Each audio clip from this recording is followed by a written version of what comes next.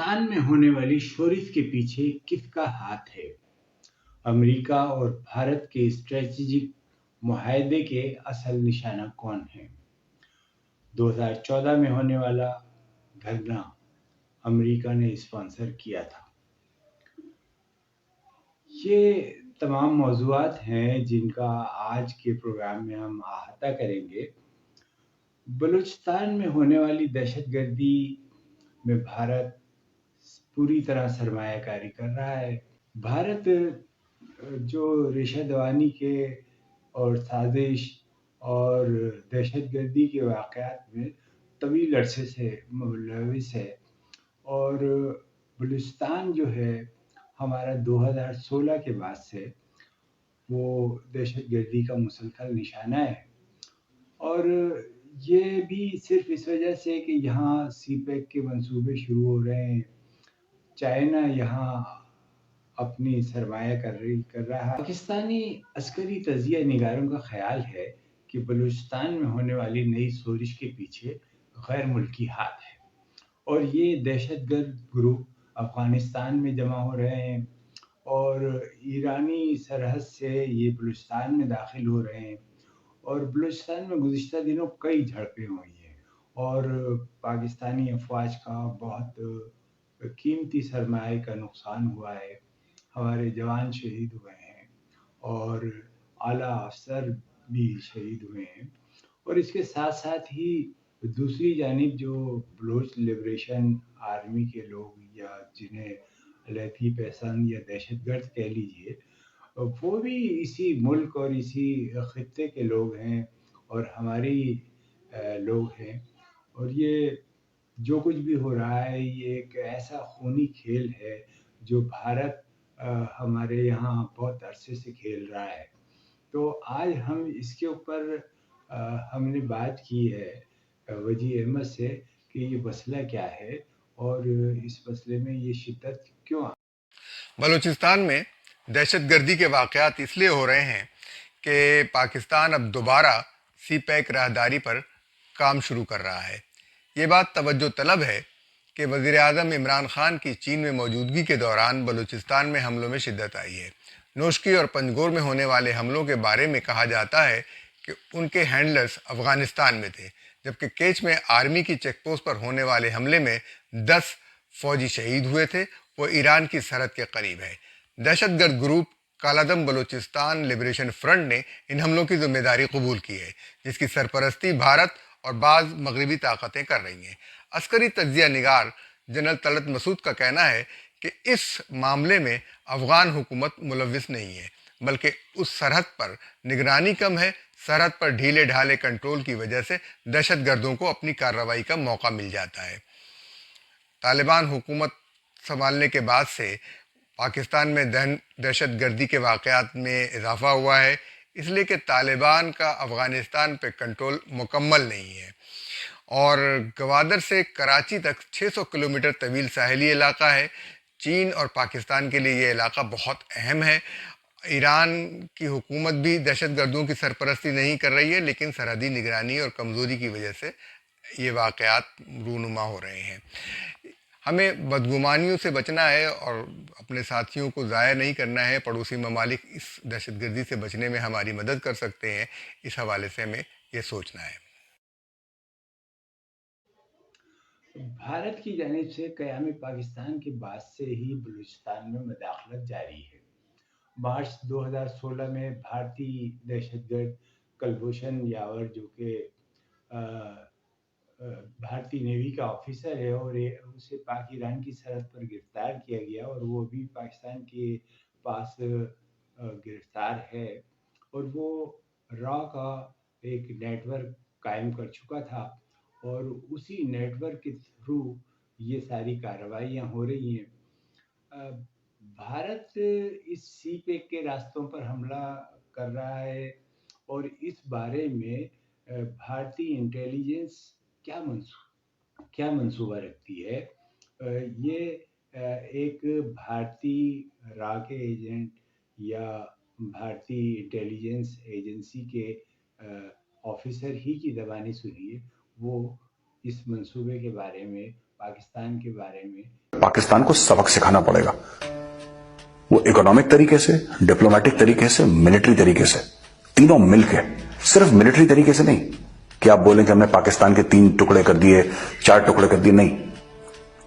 It has to be a study plan. एक तरीके से आप लगातार घेरिए पाकिस्तान को इंटरनेशनल पूरे बॉडीज में, घेरिए उनको, एग्रेसिवली घेरिए. अपने एम्बेसीज को दोबारा एक्टिवेट करिए, हाई कमीशन को दोबारा एक्टिवेट करिए, ठोकिए हर जगह से पाकिस्तान को, उनकी ट्रेड में, हर जगह से आइसोलेट दैट कर दो. सिर्फ ऑफिस नहीं खुल जाने चाहिए. आपको यह करना चाहिए कि जितने भी सिंधी हैं, बलोची हैं, पश्तून हैं, आप दिल्ली में जमीन देके सरकार पैसा खर्च करे. 10 फालतू जगह हम लोग पैसा खर्च करते हैं, ये तो अच्छा काम है. आप पैसा खर्च करें, उनके आप एम्बेसीज इन एग्जाइल बनाएं, और जो उनके टॉप लीडर्स हैं 100-200 हर एक कौम के, आप उनको इंडियन सिटीजनशिप दें. पहली चीज. दूसरी चीज, आप उनके ऑफिसेज, आप जमीन खरीदें न्यूयॉर्क में, बिल्डिंग्स खरीदें, ऑफिस खरीदें न्यूयॉर्क में, ब्रसल्स में, लंदन में, पेरिस में, करीब 5-7 जगह पूरी दुनिया में आप इनके ऑफिसेज खरीदें, जहां पे आप बलोच लड़कों को, जहां पे आप सिंधी लड़कों को, जहां पे आप पश्तून लड़कों को ट्रेन करें इंडिया में बुला के, और बोलें कि तुम जाओ वहां पे, तुम्हें हम सैलरी देंगे, तुम मैन करो. वहां से आप इंफॉर्मेशन वॉरफेयर करिए, आप वहां से लड़ाई लड़िए, आप, वो ज्यादा जरूरी है. You have to put money. और ये पैसा ज्यादा नहीं, मैंने आपको क्या बोला, ये 1-2 रफेल में हो जाएगा. बलोचिस्तान का एक बलोचिस्तान हाउस करके उनकी बिल्डिंग होनी चाहिए न्यूयॉर्क में, उनकी बिल्डिंग होनी चाहिए वॉशिंगटन में, उनकी बिल्डिंग होनी चाहिए लंदन में, उनकी बिल्डिंग होनी चाहिए पेरिस में, उनकी बिल्डिंग होनी चाहिए बिल्कुल जहां पे ईयू की पार्लियामेंट है उससे 10 कदम दूर उनकी बिल्डिंग्स होनी चाहिए यहां पे. This must be funded by India. अगर आप एक एग्रेसिव पॉलिसी रखेंगे और लगातार आप लगे रहेंगे उस चीज में, पाकिस्तान घुटनों पे आ जाएगा. खोलिए एम्बेसीज आप 5-7 जगह पूरी दुनिया में. ऑस्ट्रेलिया में खोलिए एम्बेसी, क्या फर्क पड़ता है, खोलिए. साउथ अफ्रीका में खोलिए एम्बेसी. पूरे जगह इंफॉर्मेशन वॉरफेयर. इनको पैसा दीजिए और इनको बोल दीजिए कि आपका जो भी अटैच्ड है हमारी एम्बेसीज के साथ इनको अटैच कर दीजिए. एक बड़ी मुहिम चलानी होगी आपको हजारों करोड़ खर्च करने होंगे, लेकिन ये गारंटी है जिस दिन आपने कर दिया, 5 साल के अंदर पाकिस्तान का गला बैठ जाएगा. मैं लिख के दे रहा हूं आपको, पाकिस्तान का गला बैठ जाएगा, पाकिस्तान कुछ बोल नहीं पाएगा. ये लोग जो फालतू की बकवास करते हैं लंदन में कि कश्मीर डे सेलिब्रेशंस, और यूएस में और लंदन में अपनी बसेस चलाते हैं, यही तो कर रहा है पाकिस्तान. इसके लिए पैसे चाहिए हमें, हमारे पास पाकिस्तान से 100 गुना ज्यादा पैसे. आप शुरू करिए, दिल्ली में करिए, वॉशिंगटन में करिए, हर जगह करिए, फैला दीजिए. Sindhi nationalism, Baloch nationalism, Pashtun nationalism, ये पाकिस्तान की फॉल्ट लाइन्स हैं. इन लोगों को गले लगाना जरूरी है. हम नहीं चाहते कि सिंध इंडिया में मिले या बलूचिस्तान इंडिया में मिले, नहीं.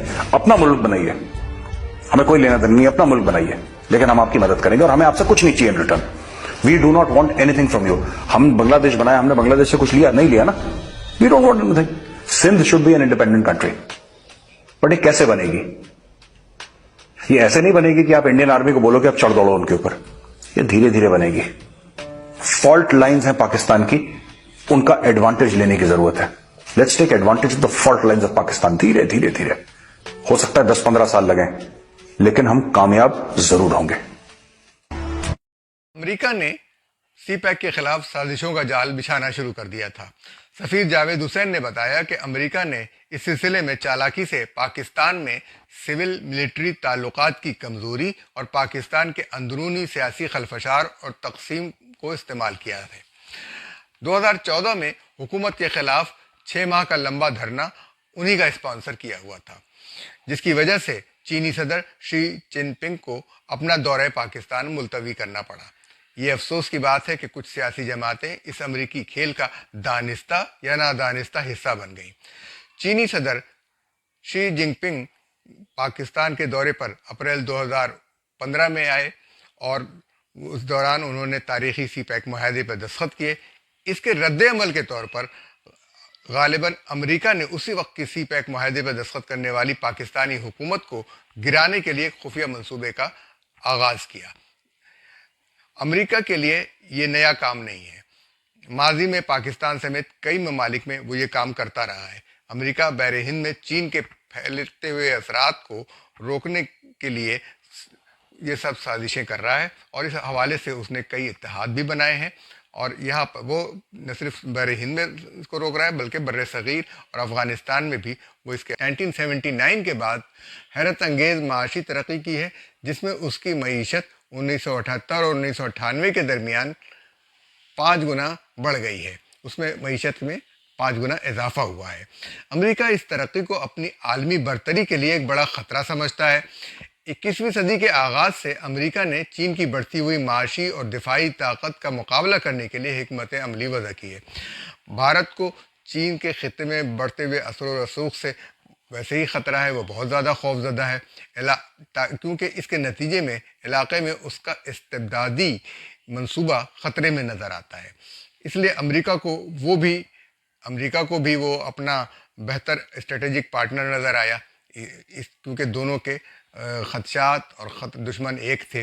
تو بھارت کو پاکستان کی اقتصادی ترقی ایک آنکھ نہیں بھاتی، تو اسٹریٹجک پارٹنر جو ہے وہ اس کی مدد سے وہ پاکستان کے اندر دہشت گردی کے واقعات رونما کروا رہا ہے، اس لیے وہ سی پیک کے خلاف ہے، امریکہ بھی اور بھارت بھی۔ کیا آج کا پروگرام ہم انہی سوالات کے ساتھ ختم کرتے ہیں کہ بھارت کا یہ دہشت گردی کا سلسلہ پاکستان میں کب تک رہے گا، ہمارے بلوچ نوجوانوں کو بھارت کب تک ورغلاتا رہے گا، انہیں کب تک اعلی کار بنا کر ان کی جانوں سے کھیلتا رہے گا، اور ہم اس سلسلے میں کیا اقدامات کر سکتے ہیں۔